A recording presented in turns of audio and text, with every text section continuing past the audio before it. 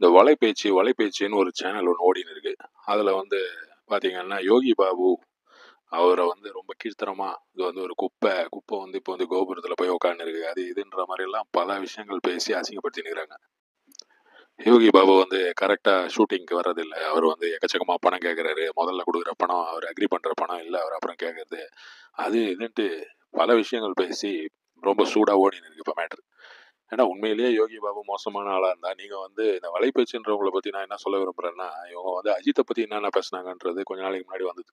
அதுக்கப்புறம் என்ன எதிர்ப்பு வந்ததா வந்து காரி காரி துப்புனாங்க கமெண்ட்ஸ்ல. அப்போ உடனே நிறுத்திட்டாங்க. இப்போ வந்து என்ன, இவர் வந்து விஜயை பத்தி ரொம்ப பெருமையா பேசுவாங்க. அது விஜய் வந்து இவங்களை காசு கொடுத்து பேச வைக்கிறாரு நான் சொல்ல வரல.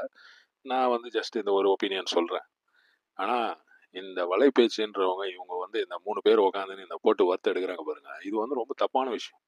யோகி பாபுவை பத்தி இந்த மாதிரி அவதூறு பரப்புறதுன்றது சரி கிடையாது. உண்மையிலேயே அந்த மாதிரி இருந்தா ப்ரூஃப் இருந்தா நீங்க அந்த மாதிரி ஒரு ப்ரொடியூசர் கிட்ட உட்காந்து பேசும்போது அதை ரெக்கார்ட் பண்ணி நீங்க அவர் பேசுறத அவருடைய பர்மிஷனோடவோ பர்மிஷன் இல்லாமையோ எப்படியோ உங்களுக்கு தைரியம் இருந்தா எந்த வழியில வேணா நீங்க அந்த மாதிரி செய்து நீங்க ரிலீஸ் பண்ணுமே தவிர சும்மானா வந்து ஒரு இது யூடியூப் சேனல்ல உட்காந்து இப்ப நான் கூட தான் சொல்லலாம்.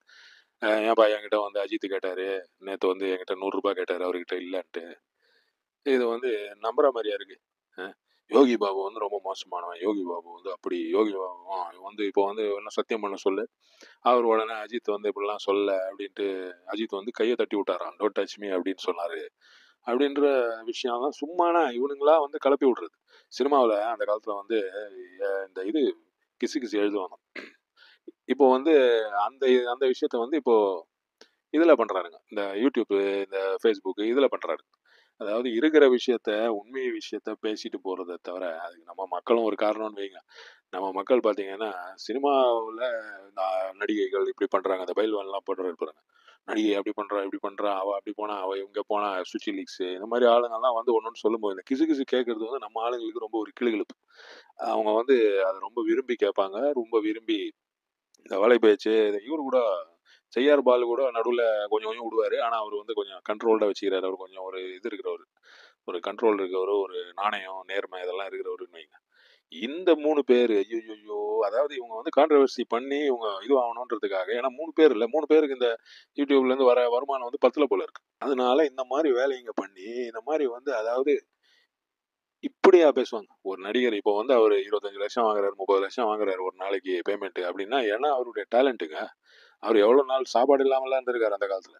அதுக்கப்புறம் அவர் மெதுவா மெதுவா வளர்ந்து வளர்ந்து வந்து இந்த லெவலுக்கு வந்திருக்காருன்னா அஜித் கூட நடிச்சிருக்காரு, விஜய் கூட நடிச்சிருக்காரு, சூப்பர் ஸ்டார் ரஜினி கூட நடிச்சிருக்காரு. இந்த மாதிரி ஒரு டேலண்ட்டுக்கு உடைமை வந்து அவர் பணம் கேட்பாரு, பணம் நீங்க கொடுத்துதான் ஆகணும்.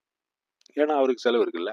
அவர் என்னமோ பண்றாரு பணத்தை, அதை பத்தி உங்களுக்கு வந்து இது கிடையாது. அஜித் வந்து 200 கோடி வாங்குறாரு.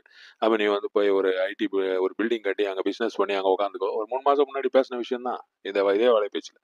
ஏன் ஏன் இந்த வேலை இந்த மாதிரி ஆளுங்களால தான் வந்து இந்த மாதிரி பொருளை பேசுறதுனால இவங்க ஒருத்தர் வந்து ஸ்டெப் எடுத்து இப்போ அரசியல்வாதிகளை பத்தியும் நிறைய அந்த மாதிரி போட்டு காய்ச்சினுக்கிறாங்க.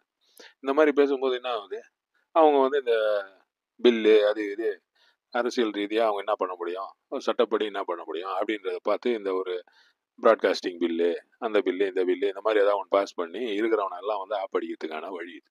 ஏன் இந்த வேலை உங்களுக்கு? இருக்கிற வருமானம் இருக்கிற இது நீங்க வந்து ஒரு கண்டென்ட் கிரியேட் பண்ணணும்னா அது வந்து இன்னொருத்தனை பத்தி தப்பா பேசி இல்லை கண்டென்ட். இன்னும் தப்பா பேசுங்க, பேசுறதுனால தப்பு கிடையாது. பேசுறதுக்கு ஏதாவது ஒரு ப்ரூஃபோட பேசணும்ல. சும்மா அவர் அங்க சொன்னாரு, நான் வந்து சினிமாவில் நான் எவ்வளவு பெரிய பத்திரிகையாளர் தெரியுமா, நான் என்ன யாராருக்கு தெரியும் தெரியுமா, அங்கங்க போய் நின்று இழிச்சு ஒரு ப்ரொடியூசர் டைரக்டர் கிட்ட எல்லாம் நம்பர் வாங்கி இது பண்ணி இவ்வளவு வருஷமா நீங்க குப்பை கொட்டி நிக்கிறீங்க. யோகி பாபு வந்து குப்பைலாம் எப்படி சார் சொல்லுவீங்க நீங்க? அஹ்? அவர் வந்து கோபுரத்துல போய் உட்காந்துக்குது, அது வந்து என்னைக்கு வேணா ஒரு காத்தடிச்சா அது கீழே வந்துடும். இதெல்லாம் தேவையா உங்களுக்கு?